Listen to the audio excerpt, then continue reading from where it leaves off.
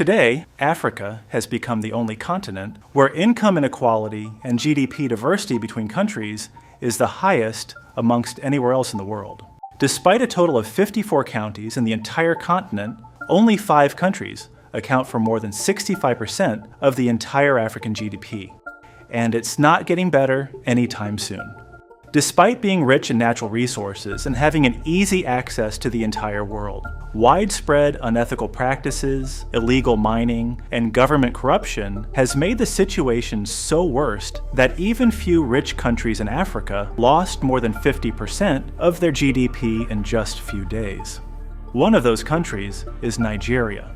One of the largest populations and economy in all of Africa that is rich with wealth of natural resources stands in a good position for global trade across the Atlantic. Many economists find the country incredibly exciting as an economic hub that the rest of the region could grow around. In 2011, a group of economists predicted that Nigeria would become the fastest growing economy in the world between 2010 and 2050. And for a brief moment, that future seemed possible.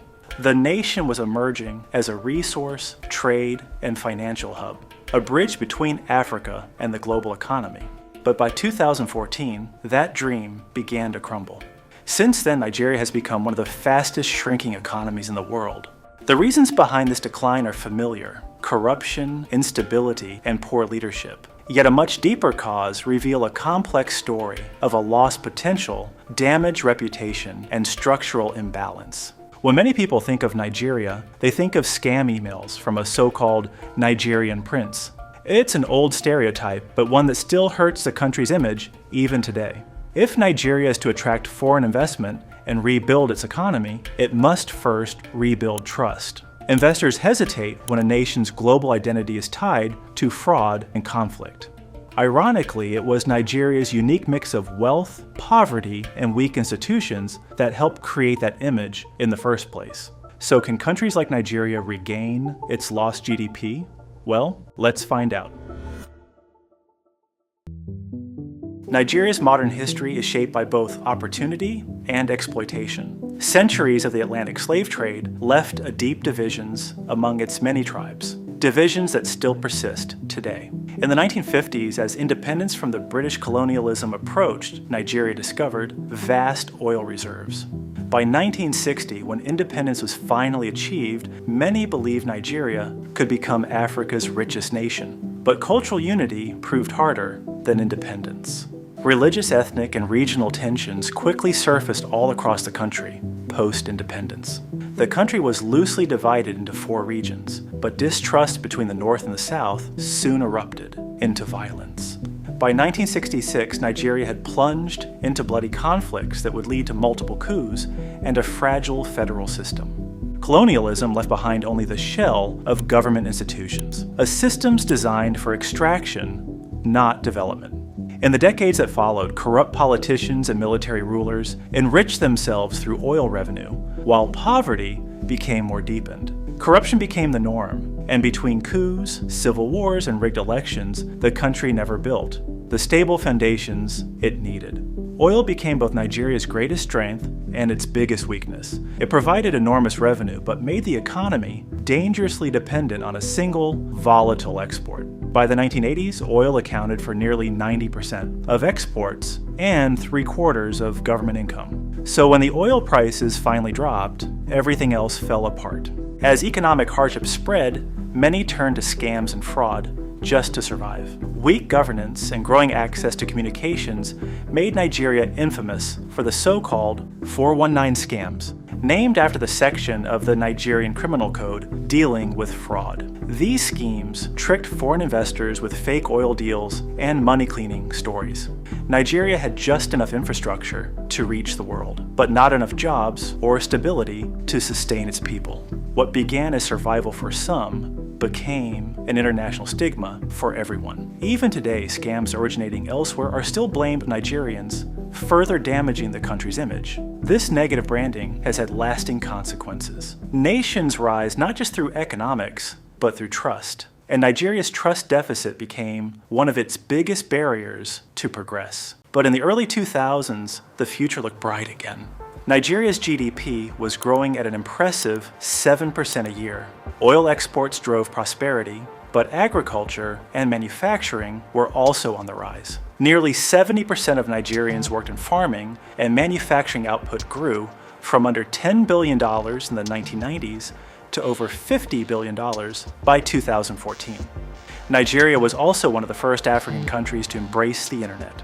Telecom licenses were granted in 2001, and within 2 years, millions were connected. This opened doors for trade, education, and innovation. For a brief time, it seemed Nigeria might finally achieve the economic independence it had been chasing for decades. But the underlying problems never went away. Institutions remained weak, corruption rampant, and productivity stagnant. Then came the oil price crash of 2014 to 2016. Prices fell by almost half, and the illusion of stability vanished. With industries so dependent on oil revenue, the shock rippled through every sector. Agriculture struggled with low yields and outdated methods while millions lost jobs. Urbanization meant fewer people could rely on subsistence farming. GDP growth no longer reflected the reality of daily life. Regional inequality became another deep wound. The South, rich in oil and farmland, grew more prosperous, while the North, by contrast, was dry, poor, and underdeveloped.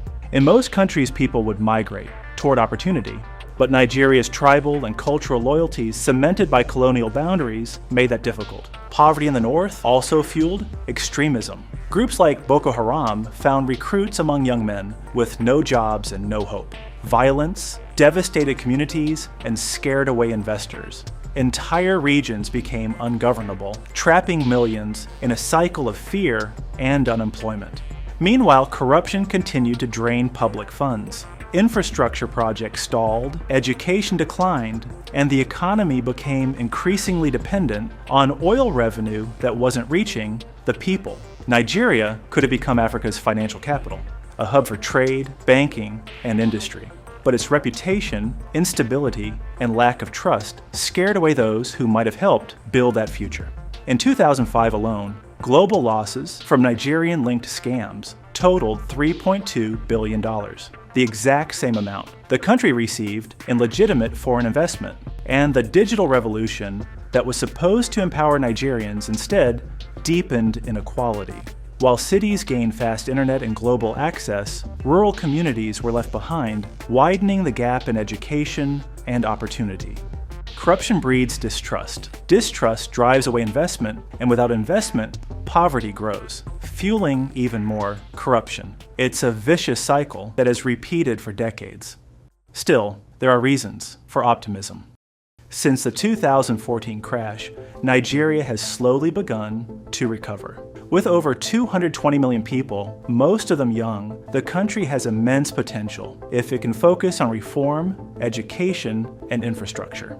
Agriculture offers one of the best paths forward. Less than 1% of farmland is irrigated, and fertilizer use is still rare. But with investment in training, equipment, and security, Nigeria could transform its farms into engines of growth. Climate change and land conflicts remain major threats, yet the country's fertile region still holds enormous promise.